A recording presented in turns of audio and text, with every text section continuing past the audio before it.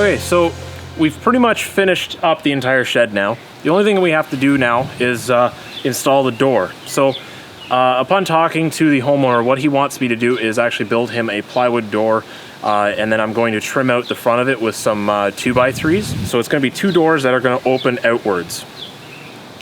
So I've measured the opening. The opening is 5 feet wide and 78 inches tall. So what I'm actually going to do is I'm going to take 2 sheets of plywood, and I'm going to cut both sheets of plywood about 1/2 inch shorter than what's there.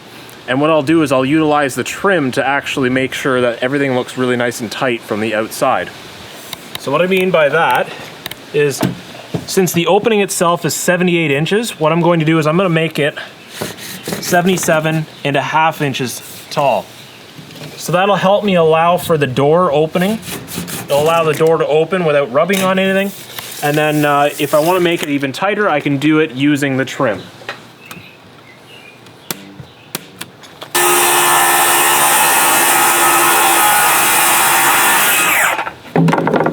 So for instance, the width of this door, it should be about 5 feet in total between the 2 doors. So 5 feet, when we divide that by 2, is 30 inches. So each door I'm actually going to make less, 1/2 inch less than 30 inches. So if we look at this sheet here, it's 29.5. Well, slightly 29.5. This is actually left over from the roof. So with it being a little bit shorter, that's just perfect. A little dry run. See that it'll fit into the opening just perfectly fine. So what I'm going to do next is I'll actually cut another sheet exact same size as this. I'll then start putting on some of the trim. Once the trim's on, I'm actually going to install the hinges directly on top of the trim just to give it that barn board style look.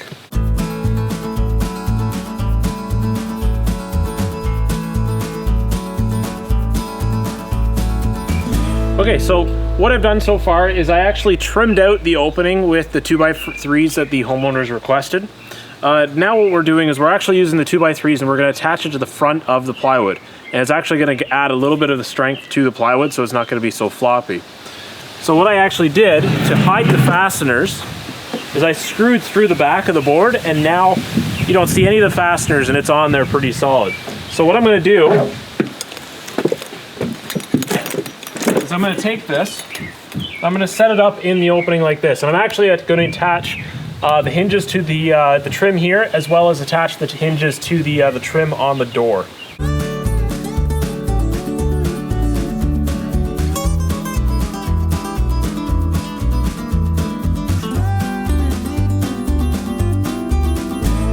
Okay, so if you're trying to hang any doors by yourself, what I would suggest doing is actually starting at the top of the door. So what I did here is I actually attached the hinge first to the trim, and then what I did is I actually kind of shimmed the bottom of the door up to bring it to the appropriate height. Once it was at the appropriate height, I left a very small gap here just to allow for the door to open and close properly, and I put 1 screw in at the top. Now it holds the door at the right height, and it actually kind of allows me to work with it a little further. So what I'm now going to do is I'm going to go down to the bottom. I've attached the bottom to the trim, and now all I have to do is I have to make sure that this gap here is even all the way down to the bottom. So to do that, I can actually easily do this just using my hand. And all I'm going to do for now is just 1 screw in the bottom.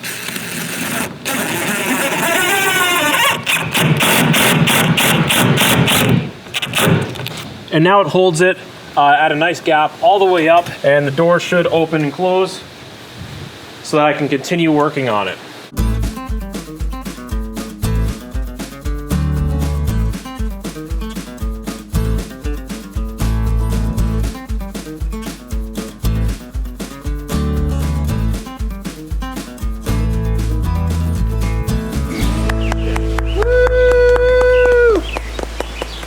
Thanks for sticking with us, everybody. I hope you found this video helpful.